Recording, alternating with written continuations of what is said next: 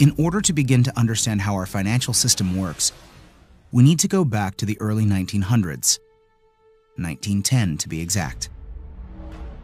Everyone at some point in their lives has heard of the Federal Reserve, but most likely don't understand what it is or how it works. The Federal Reserve, referred to as the Fed, is a central bank that many economists refer to as the biggest robbery ever enacted on the American people. The reason for this is because the Federal Reserve is neither part of the federal government nor does it have any reserves. Yet, this single organization controls the money supply of the most powerful country in the world.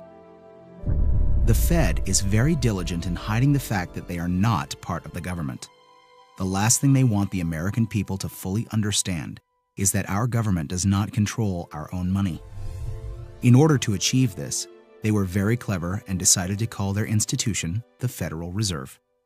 And by labeling themselves this way, the general public never thought twice about who was in control of the country's money supply.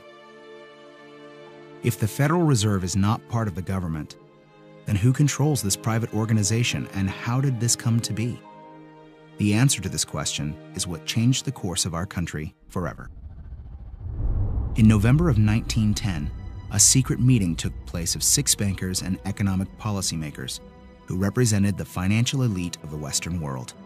It was hosted at the J.P. Morgan estate on Jekyll Island in Georgia. In attendance was Senator Nelson W. Aldrich, Abram Piatt Andrew Jr., Assistant Secretary of the Treasury, Frank Vanderlip, President of National City Bank of New York, Henry P. Davidson, Senior Partner of J.P. Morgan and Company, Charles D. Norton, President of First National Bank of New York, Paul Warburg, Director of Wells Fargo, Benjamin Strong, the emissary for J.P. Morgan, and coincidentally, the first president of the Federal Reserve. Years later, Frank Vanderlip referred to this meeting as the actual conception of what eventually became the Federal Reserve System. This meeting was so secret at the time that not even the names of those who attended were mentioned to the servants who lived and worked on the island. The men who attended came on a late-night train, claiming to be on their way to a hunting expedition, but instead, these bankers met with Senator Nelson Aldrich to draft what would eventually become the Federal Reserve Act. This private meeting, attended by some of the most powerful men in America, was strategically designed to take control of our country's money supply and to achieve ultimate power in America. Mayer Amschad Rothschild, one of the most powerful European bankers of his time, stated it best when he said, "Permit me to issue and control the money of the nation, and I care not who makes its laws." On December 23, 1913, 2 days before Christmas, when most people in Congress were home with their families, the Federal Reserve Act was signed into law by President Woodrow Wilson. That single act, however small it may seem, transferred the control of our monetary system from our government into the hands of some of the wealthiest men in our country. Putting into law the Federal Reserve Act gave unlimited power to a few wealthy banking institutions in America. The Fed has the power to issue currency, manipulate interest rates, and run secret bailouts. Yet Congress and the President are not allowed full oversight over this powerful organization. The Federal Reserve enjoys a monopoly over the creation of our nation's money and credit, but for 100 years, they have never been completely transparent and accountable about it. And we don't have to look back too far from today to see what it looks like in real life.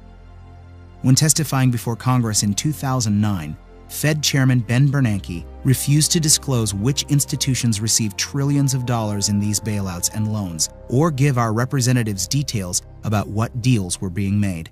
So my question to you is, will you tell the American people to whom you lent $2.2 trillion of their dollars? Will you tell us who got that money and what the terms are of those agreements?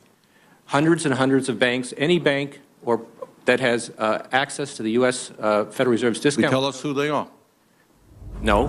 In an interview with Treasury Secretary Timothy Geithner, he makes the stunning assertion that conducting a full audit of the Federal Reserve, something never before done in its 100-year history, is a line that we don't want to cross. To be denied full transparency of these transactions after U.S. taxpayers contributed over $16 trillion to these bailouts and loans is unthinkable and unconstitutional. It is our right as American citizens to know where our money is being spent. It's very ironic that if you don't give the IRS full transparency with your finances, you go to jail. But if you're a private organization of elite bankers that controls the money supply of a country, you're free to do as you please without full oversight. This private organization is arrogant in the fact that the same accounting laws that apply to the rest of America do not apply to them. There is no other agency of government which can overrule actions that we take. Their control appears to be unlimited, and 2008 is the most recent example of how much power the Fed actually has on our country.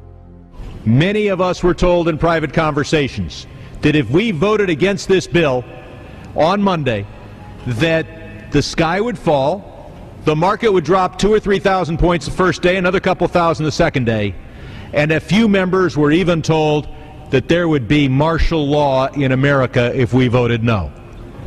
That's what I call fear-mongering. The elite banking institutions took trillions of dollars worth of risk, and when they lost their bets, they threatened politicians to use taxpayer money to bail them out, or else we would face an Armageddon type of scenario. This historic change of power in America is again why many economists refer to it as the biggest robbery ever enacted on the American people.